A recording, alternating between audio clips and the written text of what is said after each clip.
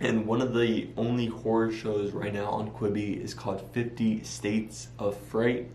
And 50 States of Fright is just surrounded by the fact that a couple of untold stories are found in each of the states in the United States. I'm pretty sure right now there's like 5 different anthology stories on Quibi. And the first one is The Golden Arm. And it takes place in Michigan, where we have this wife who's super pretty and just like overly cares about her appearance, and she has to always look the best. And then she marries this lumberjack who's kind of poor, kind of in debt. And once upon a time, the wife gets in this little incident, her arm gets cut off, and since the wife wants to look normal, she's like, let's get a golden prosthetic arm. And the lumberjack's like, I'm gonna have to go more in debt, but fine. And eventually she gets the golden arm. Supposedly metal just doesn't work as a prosthetic arm because it goes into your blood. That's what they said on the show. A little bit of too much of a reach, but it's a horror show, so you're gonna have to expect things that aren't entirely in the ordinary. And this short story is super predictable. Like, I was like, oh yeah, this is gonna happen, this is gonna happen, and it happened. And what happened was that the wife started to die, and her last wish was, bury me with the golden arm. And that's what the lumberjack did, but then he was like, man, I really do need some money.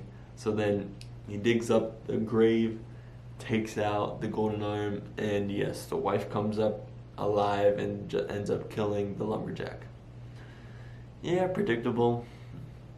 And then you also have this another story with like the ball of twine, which is like Kansas, where this daughter gets stuck in a huge ball of twine, kind of freaky, and the whole town is like eating them. It's super weird.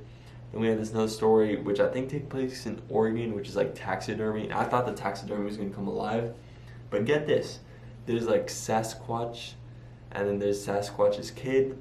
Sasquatch's kid gets like murdered by a car on a road. This taxidermist makes it into some taxidermy, and all of a sudden, the father or the mother just comes into the shop and just starts going crazy.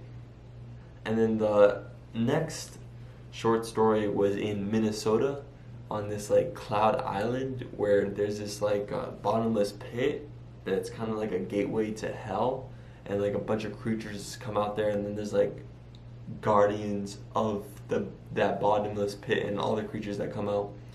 And then there's just like these 4 kids that are in an initiation for some type of college frat group, I'm pretty sure.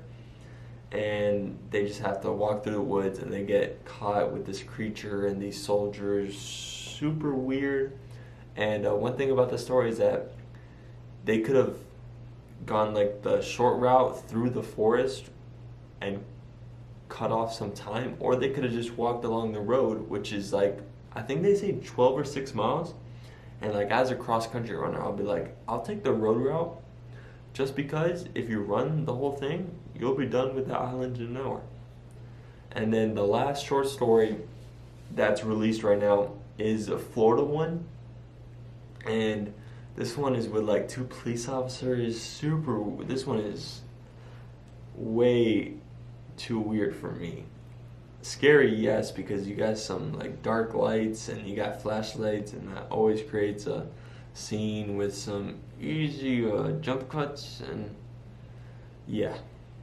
So 50 States of Fright is alright. I mean, nothing like, wow, this is some good horror stuff. Kind of cringy at some points. It's alright. I mean, it's a Quibi show.